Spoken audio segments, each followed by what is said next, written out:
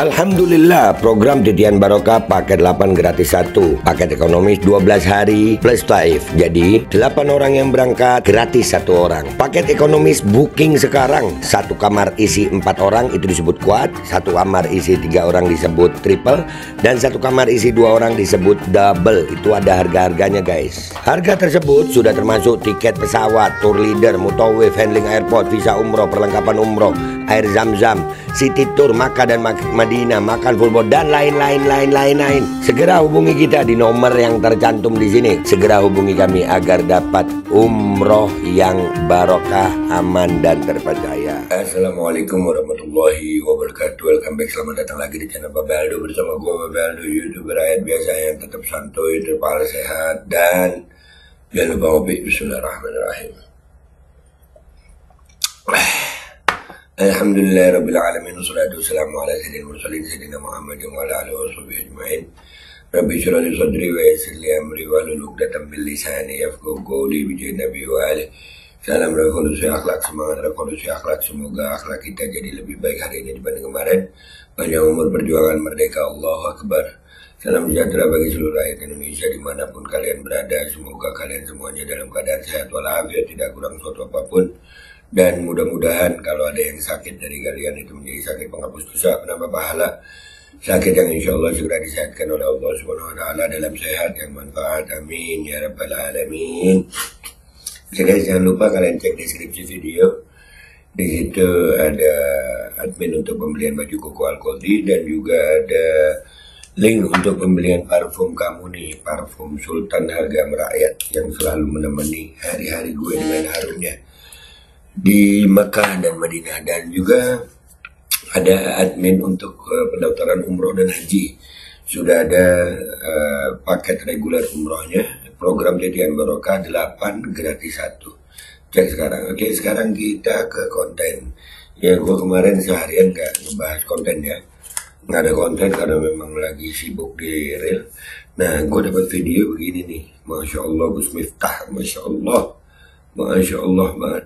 Maka saya paling tidak mau ketika pondok pesantren dimasuki politisi-politisi busuk.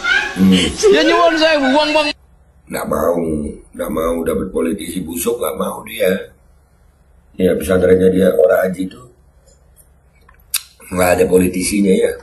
Kalaupun ada politisinya, bukan politisi busuk guys. Politisinya si duit gitu ya. Kenapa nggak mau politisi busuk? Model ngoten iku dadi pejabat mesti gaweane mung maling nggih napa mboten? Pondok pesantren dimasuki politisi-politisi busuk. Ya nyuwun saya wong-wong model ngoten iku dadi pejabat mesti gaweane mung maling nggih napa mboten? Kula bola-bali kula kandha. Kewan sing mangan tanduran ning sawah kuwi jenenge bajing. Tapi pejabat sing mangan duit rakyat kuwi jenenge bajingan. Iya, jadi yang nggak mau pondoknya itu dapat uang dari politisi, nggak ada. Nggak ada, kalau dikit mah ya. Kalau dikit nggak ada ya Gus ya.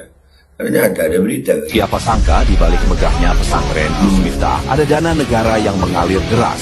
PUPR mengakui bahwa pembangunan asrama Or Ajib adalah arahan khusus Presiden Joko Widodo. Ya, dana negara dipakai untuk membangun fasilitas pesantren ini dengan klaim gratis untuk para santri. Fasilitas mewah ini hanya mampu menampung 84 santri. Sementara itu, rumah pribadi Gus Miftah berdiri megah di samping pesantren, lengkap dengan pendopo besar, garasi berisi koleksi kendaraan, dan desain arsitektur modern dan klasik. Apakah ini bentuk perhatian pemerintah kepada ulama atau balas budi politik? Karena dari uang negara, apakah pesantren ini pesantren negeri? Pakai uang negara. Fasilitas mewah seperti itu cuma 84 ya, kalau nggak salah 84 santri. Rumahnya Miftah gede. Iya, itu nggak mau politisi. Oh, Jokowi bukan politisi busuk ya, bukan maling ya. Jadi karena ini pakai uang negara, apakah ini jadi pesantren negeri? Nah, bacotnya kita yang ini gimana ini? Ini piye? Ini piye nih? Bentar. Maka saya paling tidak mau ketika pondok pesantren dimasuki politisi-politisi busuk. Ya nyuwun saya wong-wong model ngoten niku dadi pejabat mesti gaweane mung maling nggih napa mboten? Tuh pondok lu ternyata gimana? Ternyata pondok lu ini pakai uang negara ya, anjir, uang pajak kita ya. Wadah. Dan ini juga dibahas sama Om Hersu dan rekannya ini dari FNN nih tentang penggunaan uang ini. Aduh, uang negara. Nah, ini kita baru tahu bahwa ternyata Jokowi ketika menjadi presiden pada tahun 2022, ini pernyataan dari Menteri PUPR Basuki Hadi Mulyono ketika itu, ternyata Jokowi lah yang memerintahkan membangun pesantrennya Miftah, begitu. Jadi ini luar biasa sekali. Iya, ini semakin ya salah satu evidence, salah satu bukti kedekatan Pak Jokowi dengan Pak Miftah. Dan memang juga belakangan kalau seperti ini konteksnya kan ada waktu itu menyatakan bahwa ini yang mengajak dia, yang mengenalkan dengan Pak Prabowo kan Mayor Teddy ya, pada kemarin itu Anda menyatakan, dan Mayor Teddy ini kan memang sebelumnya ajudannya Pak Jokowi. Tapi Anda tanya loh, masa Mayor waktu itu malah masih kapten, itu kok jadi ajudannya presiden? Memang Pak Jokowi itu agak unik, ada belakangan itu kan Pak Jokowi nggak mau menggunakan ajudan-ajudan yang kolonel itu, jadi yang lebih dibuktikan adalah asisten ajudan yang pakainya pada kapten kan Pak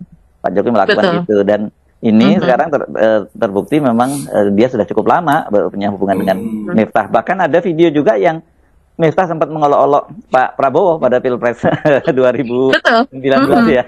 Iya. Miftah ini ngolok-olok semua, pokoknya lawannya Jokowi diolok-olok sama dia. Mahfud aja kena kok, ya kan? Masalah suhu dan cupu itu, ya kan? Oke, jadi ini memang orang nggak salah juga kalau menyebutnya ini mirip-mirip Fufu Papa gitu jadinya ya.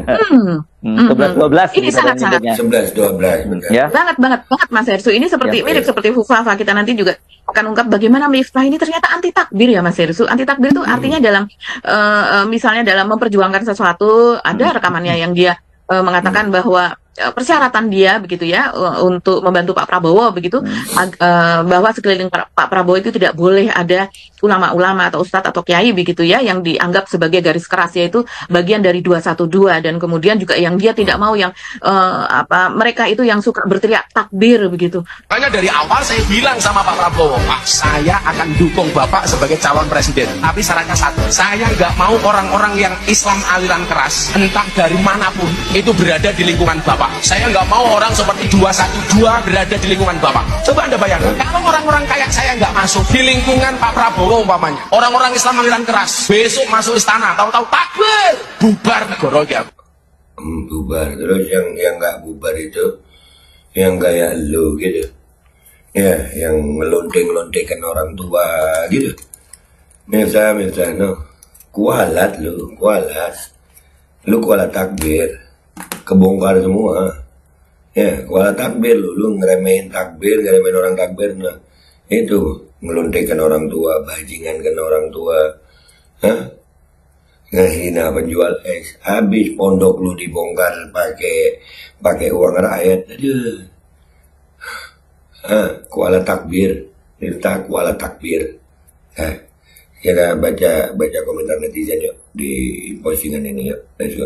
Oke guys, kita udah di Maya Valen ya, postingannya Maya Valen.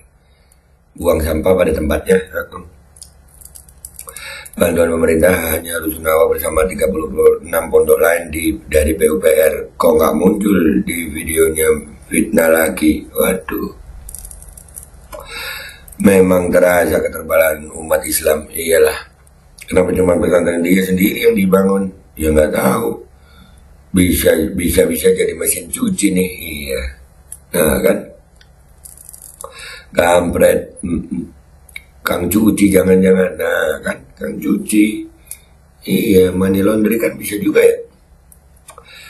Apakah ini bisa dijadikan bukti penyelewengan jabatan? Bagaimana cara kita bisa membantu KPK dalam memudahkan tugasnya memerangi koruptor? Susah, kapitanya memang susah.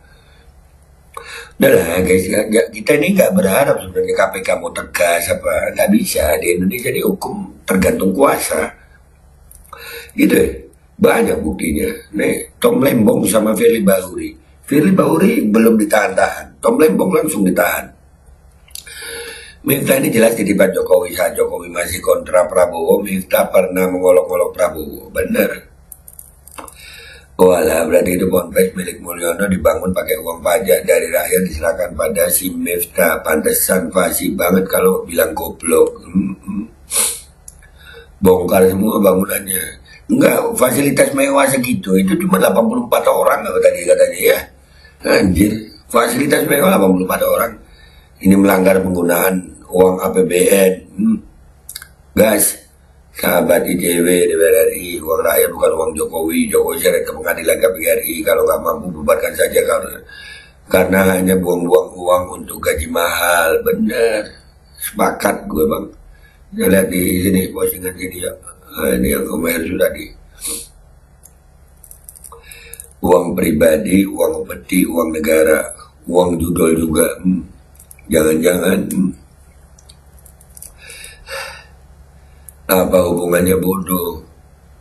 Itu memang attitude dan personal sikus saja yang jelek. Gak usah menggiring opini publik. Bodoh kali. Boti gak diajak.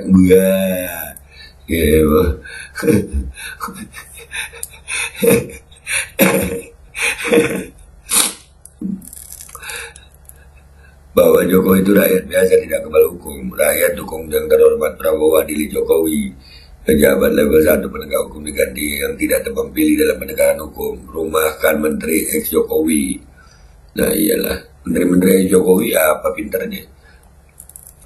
Alkisah, 2 penipu bertemu bersepakat saling membantu. 1 penipu ijazah, 1 lagi penipu silsilah. Keduanya menyeret negeri ini dalam masalah utang bertambah, masyarakat terbelah. Wah, ini puisi bagus ini.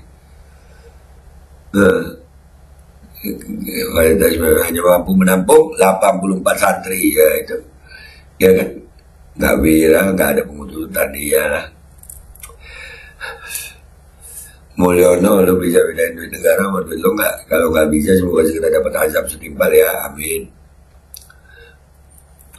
Investasi ulama semua dipelihara oleh Jokowi. Saat pemilu, ulama ini akan dimanfaatkan oleh Jokowi. Sudah sangat jelas bagaimana warga NU dimanfaatkan untuk keperluan pemilu. Iyalah, udah kelihatan banget juga ya. Walah cocok dibule duit negara sendinggo membangun pesantren Taim. Iya. Jadi teringat TL, apakah nanti Basuki bisa bernasib seperti TL Tom Lembong? Karena bukankah ini sudah bisa masuk ranah hukum? Ya sangat bisa. Asu tenan. Mulyono Dobol itu memang sialan. Iya. Satu persatu terbongkar ya. Ya, lu ngetek dia percuma. Iya, percuma lah. Nggak dibayar. APBN tekor 401,8 triliun rupiah ke tahun 2024. Menterinya ini, Sri Mulyani ini bisa apa? Ada harus diusut, ayo viralkan. Aduh, udah ya gitu aja ya guys ya, intinya ternyata bacotnya Miftah ini ya, kalau gue lihat sih, kalau kalian minta hukum positif negara ini kayaknya berat ya, akan tetapi ya, hukum sosial aja, lihat aja dah, belum lagi hukum Allah. Pondok pesantrennya diambil dari uang negara anjir, padahal Miftahnya pernah ngomong ya, bajingan gitu ya, dia anti kalimat takbir tapi suka sama goblok sama bajingan gitu ya Miftah ya. Yalah, gitu aja dari gue Bapak Lu, pamit dulu, sampai jumpa di konten gue berikutnya. Wabillahi taufiq wal hidayah, wallahu wal hidayah wal afu minkum. Assalamualaikum warahmatullahi wabarakatuh. Ya guys, jangan lupa dicek deskripsi video, di situ ada admin untuk pembelian baju koko Al-Khawdi dan juga ada link untuk pembelian parfum Kamuni. Dan buat kalian yang mau daftar umroh dan haji juga ada nomor adminnya, itu langsung dihubungi.